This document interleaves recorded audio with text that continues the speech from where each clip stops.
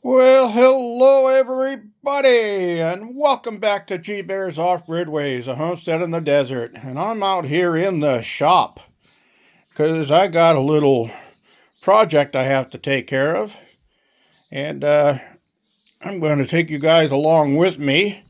But I'll pause in between sections while I'm working, but I'll show you what's going to happen here. All right, this little part right here is my cell phone holder for my tripod. Now, probably 6 or 8 months ago, it broke off right there because it's made of plastic. And it has a 1/4 thread hole in the bottom of it. And I remember I had to put the little piece of plastic back inside of there. It's an insert. And I hot glued it, and that's what the hot glue is all over it there. So this broke off again right after Sunday's live show. When I was putting things away, I nicked this on the corner of the shelf, and bang, it popped right off.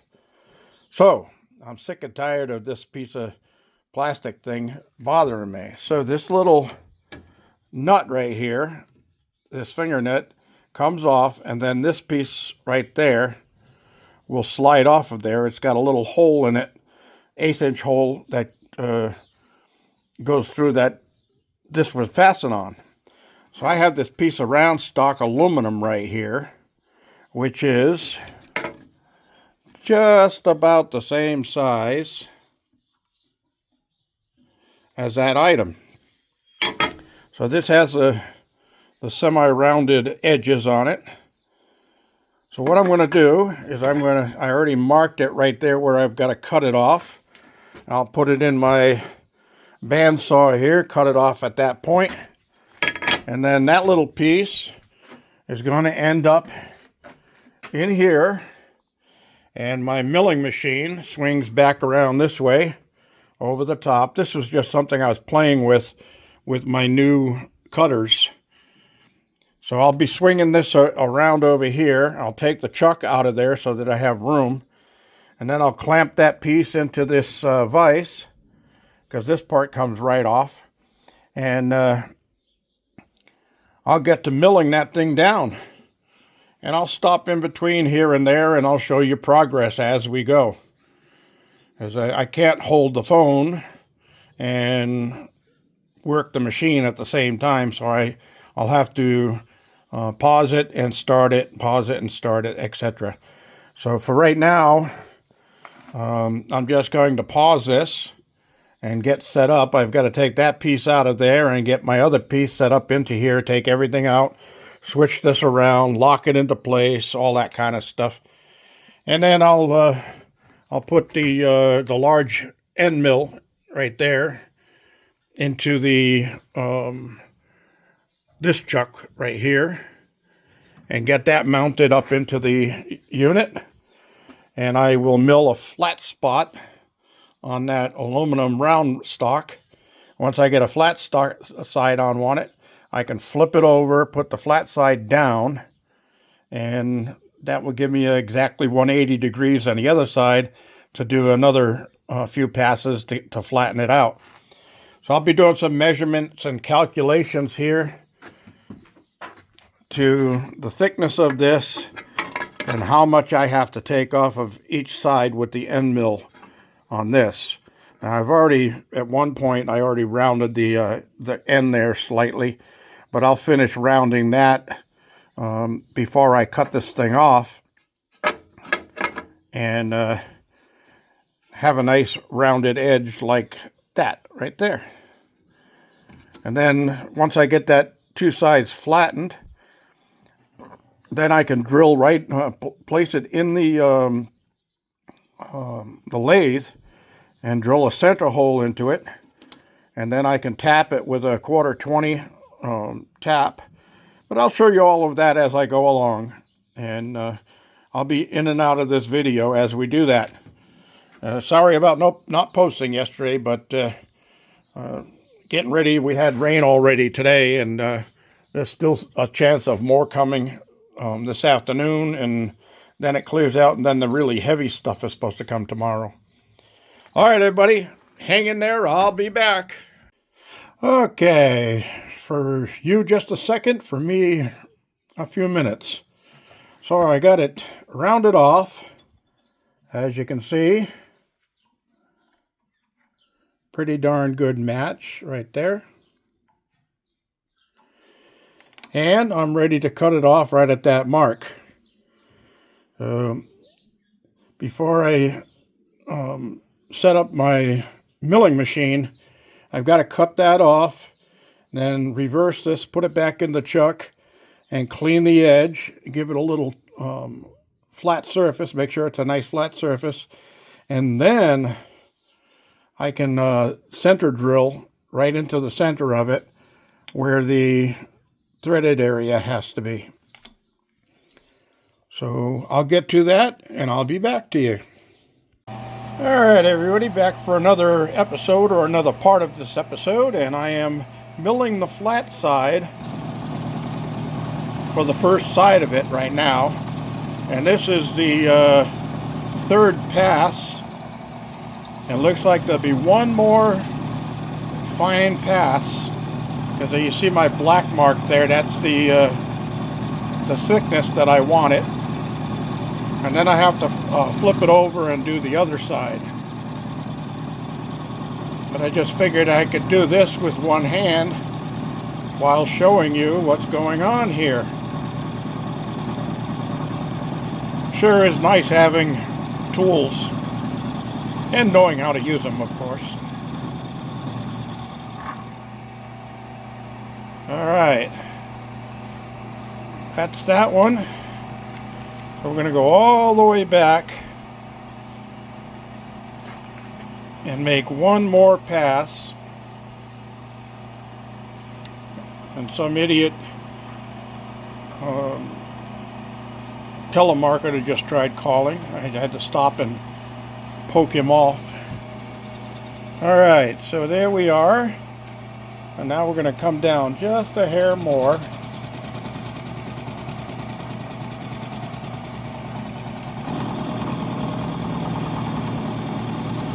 And that looks like exactly where I want to be.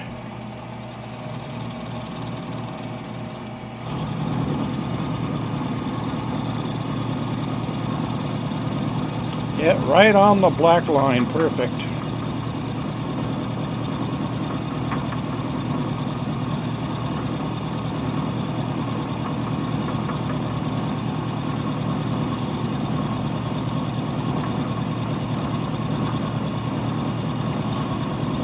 And the great part of having tools and knowing how to use them is that when you have a part like this that's broken and I can't buy another part like it without replacing the whole item, this way I can make my own parts. So sweep that down into the bucket below.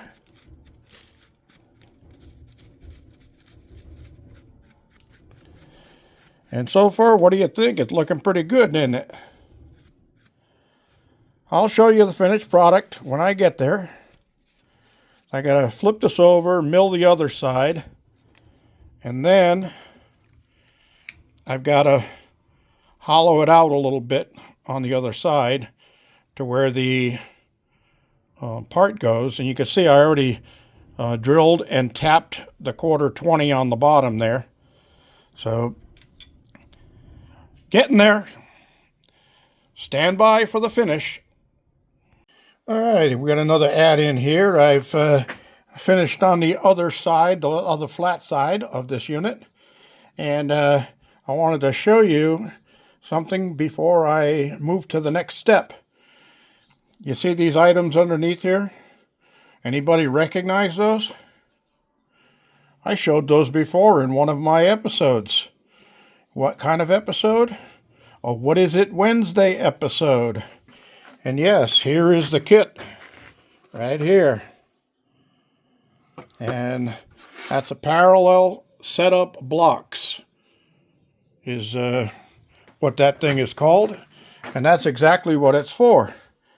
I had a flat side on this unit, and I want a flat side exactly parallel on the other side of that round unit. So I placed these blocks in here so that I could rest this on there, and it gives me a perfectly parallel surface to the other side of this. So now that it's cut, you can see it's in that oval position just like this one was. All right, let me get it down a little lower. There we go. So that's how that's done. Cool, huh?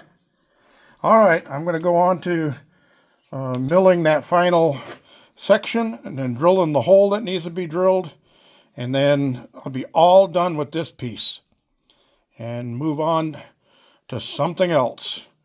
It's also lunchtime right now, but I don't usually do lunch. But I do give the dogs a lunch cookie for the ones that hang around and don't go roaming. So they usually like to hang around to make sure they don't miss out on that lunch cookie. All right, everybody, stand by. The finish is up to come. All right, everybody, this is the final segment of today's video. Might even do another one later, but we'll see. I got to catch up on my animal chores and that stuff now. But you can see all the metal shavings here. I'll get my little shop vac over here and clean this whole area up, because I got them up on the shelf here, and I got to put the drill bits back in their case. And I got my end mills up there in the holder. And I got to take this drill chuck out of there. This drill chuck also fits over here, so I can drill sideways into the lathe, or I can use it as a drill press downward. And I just used it as a drill press downward right now because that's where I was working on the milling machine. All right, and this little thing right here gives me a release, so I can use this like a drill press. See? Pretty cool, huh? So I can lock it into place and then just use this to go by the increments on here for how much I want to take off at a time. So, the finished product. Here it is. All put back together and ready to go. And there's my 1/4 threads on the bottom. And if you'll notice, this is the old piece out of plastic, and it's shorter. Why is the new one longer? Well, if you notice, half of the word jellyfish is missing. There used to be a piece on there that made it that long. And when I made the new one, I made it back to the original length, because that gives me that little extra clearance above all of the controls on my tripod. So this will fit just perfectly now and work just nicely. I can loosen the nut and turn this sideways if I need to, but I usually do the horizontal on the phone so it holds it this way. And actually I put the phone in with the back like this towards me. And nope, sorry. I put it in with the camera and the screen towards me, so I can see full screen on the phone, and the camera is off to one side of this, so this thing doesn't bother it. So that was today's project. I want to thank you all for joining me. This is GBear signing off. Remember, if you give a weed an inch, it'll take a yard, a whole yard.